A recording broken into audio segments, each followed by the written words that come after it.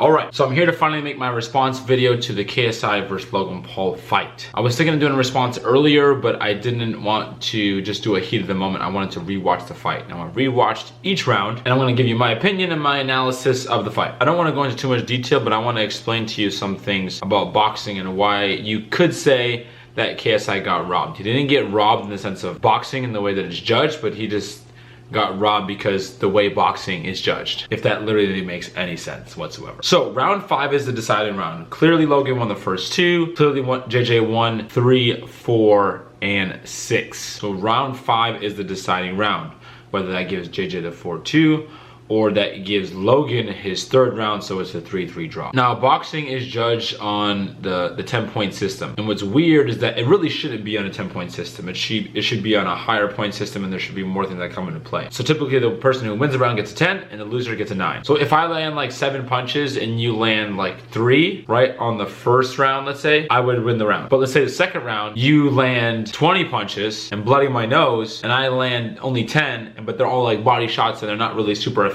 You win the round. But then in the next round, if I land like 5 punches and you land like 1, I win the round. If it was a 3-round fight, I would win the fight 2 rounds to 1. Even though my face is bloodied and you landed more punches overall, it's about winning the round. So boxing is tricky because of its judging system that one person can do more damage than the other person and hurt them, but you can still have a draw, or sometimes even lose, because you can have a round where someone does a lot of damage, but it's only 1 round out of like a 10 or 12 or like say 6 or whatever, and the other person wins more rounds, and that's how the fight is judged. You've seen it in all combat sports. So even though the way that JJ won round 4 and won round 6 were way better than the way that Logan won round 1 and 2 in terms of effectiveness and how much damage was done, it doesn't matter because he won the round. So it's about winning more rounds than the other person, no matter how you do it. To all the people that are saying that this is rigged, this is 100% not rigged. They did not rig a fight. You know how hard it is to rig a fight? And usually when it's rigged, it's something very specific. Like the person goes down or the ref stops it really early. It's usually a stoppage that's when a fight is rigged.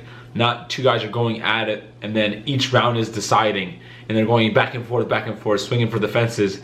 And then there's 1 round to decide it, and then the judges are like, one judge is here and they both judge a draw. I mean, round 5 was a deciding round. And if I was on Logan's team, I could definitely see myself saying, oh, Logan edged out that round. He won that. That'll give him the draw. And yes, if there was another round or 2, JJ would have definitely finished him because Logan was on his last fumes and was taking a lot of shots at the end of the 6th round. The only other way I could see it is if they were going to give JJ a 10-8 round, but they only usually give you a 10-8 if you score a knockdown. And Logan was really close, but he did do a lot of damage and controlled round 6. So if this was a street fight, KSI won the street fight for sure. Like in terms of like who beat up the other person more, definitely team KSI did. But when it comes to the boxing match and the way that it's scored, I could easily see it a draw. Even when it happened, I was like, I don't know, those first 2 rounds, everyone went to Logan. I'm not sure how, I forgot whether it was round 4 or 5, but I knew that there was a round that was close. But that's why in boxing, it's important to secure the early rounds when you have like a 6-round fight.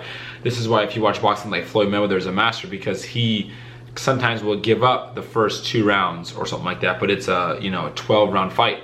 So you have so many rounds. If it was a 6-round fight, he would have to be different in the first early round, so he can give up the first couple rounds.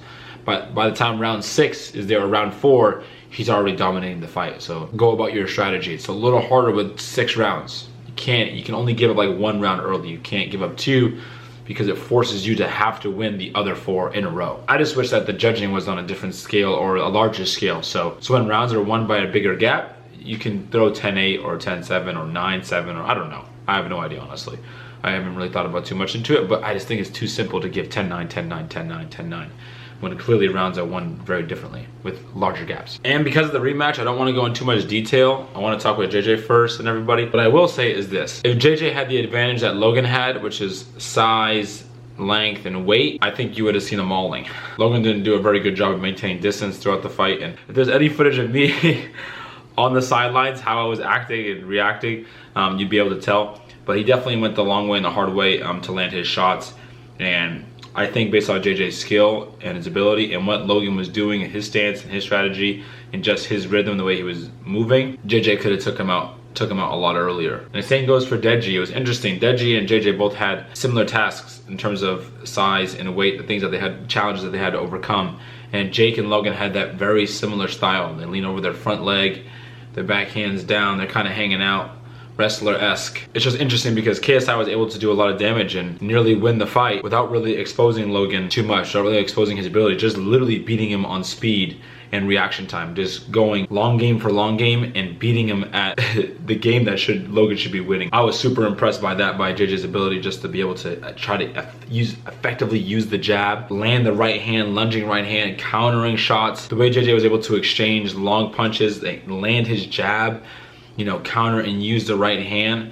These are long strikes, and when you're versing a tall opponent, it's very difficult to do that. It took him a couple rounds to get his timing down and stuff like that, but after that, I mean, he was obviously gassed. I think he was more tired, honestly, from trying to carry Logan. Logan was punching, clinching. Every time he got a hit, he would lay. He would just immediately connect.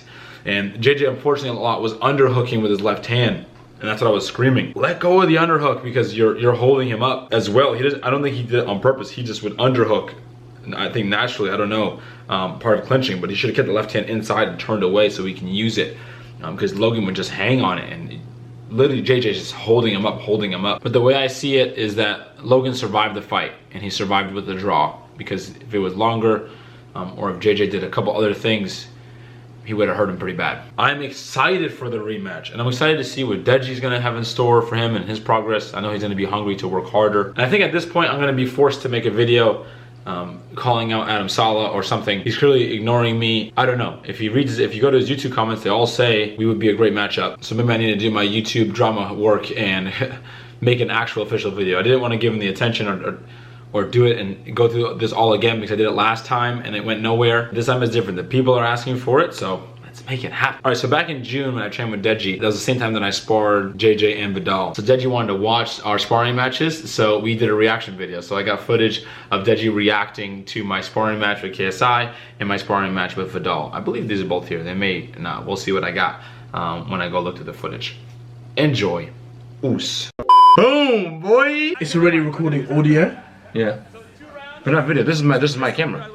No, but it's recording audio. But like, as you can see as we're talking, you see how it's going. Oh, so I sync up this audio to the, when you say start recording here. And then he's like, how many minutes? And I was like, we're gonna do 1 round, 30 seconds. That's a joke. Oh, okay, That's a joke. Right, okay. So I said 2 threes, and then look at him. 2 threes?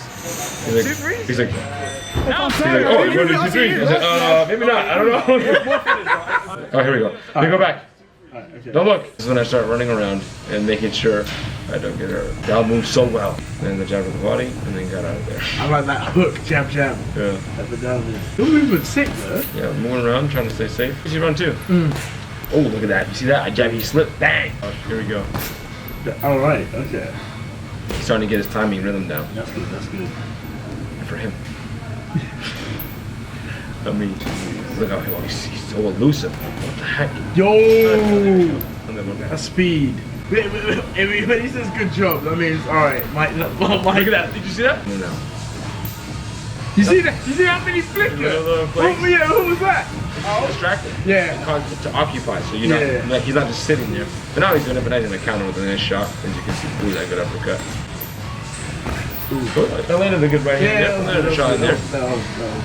We like start and he's over here, watch. Yeah, let's go. I go, what the heck? Because the bell rang and he started, he's laughing. I'm like, whoa, are you behind me? The thing is, I know Vidal, and he loves stretching. I know he does. He loves it. Look.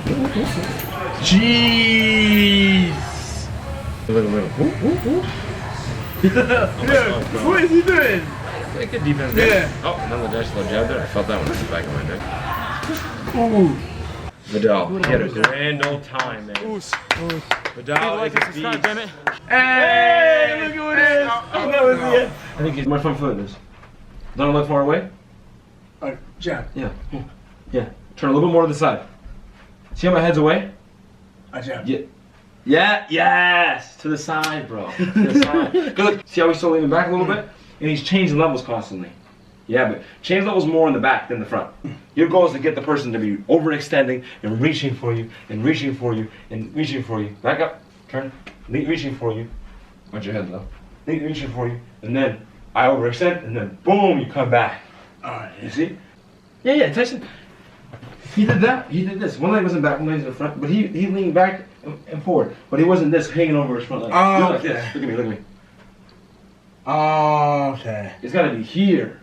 The weight should be more on your back leg than your front leg. Drop that back leg. Weight in the back leg. Boom. Weight in the back leg. Boom. Weight in the back leg. Then it's harder. Because look, I don't have to move. Watch. Jab. See how far I am? But I'm right here still. Bang, bang. Not you jab and I jump back way here. That's why if you get lower, and you here, you make it come back. It's hard for me to reach you when it's tall. See how close your feet are together? Oh, and that put me out. Yeah, liver shot. That freaking hurts. Yes. That hurts.